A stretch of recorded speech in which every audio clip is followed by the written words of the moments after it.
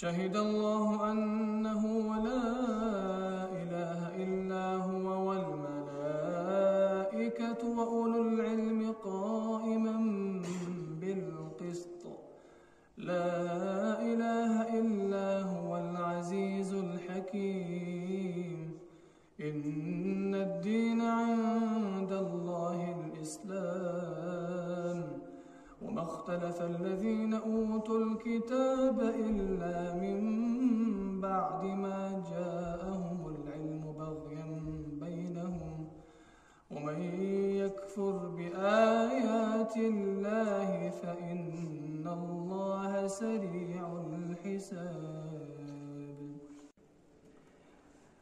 وإذ ابتلى إبراهيم ربه بكلمات فأتمهن قال إني جاعلك للناس إماما قال ومن ذريتي قال لا ينال عهد الظالمين.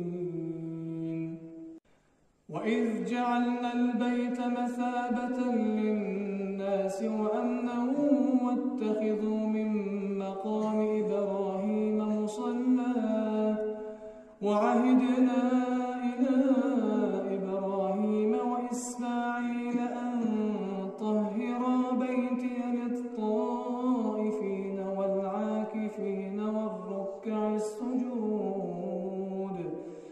وإذ قال إبراهيم رب اجعل هذا بلدا آمنا وارزق أهله من الثمرات من آمن منهم بالله واليوم الآخر قال ومن كفر فأمتعه قليلا ثم أضطره إلى عذاب النار وبئس المصير.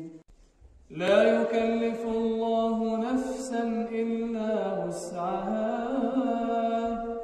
لها ما كسبت وعليها ما اكتسبت ربنا لا تؤاخذنا إن نسينا أو أخطأنا ربنا ولا تحمل علينا إصرا كما حملته على الذين من قبلنا ربنا ولا تحملنا ما لا طاقة لنا به واعف عنا واغفر لنا وارحمنا أنت مولانا فانصرنا على القوم الكافرين.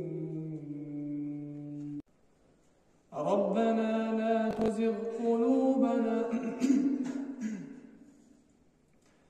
ربنا لا تزغ قلوبنا بعد إذ هديتنا وهب لنا من لدنك رحمة إنك أنت الوهاب.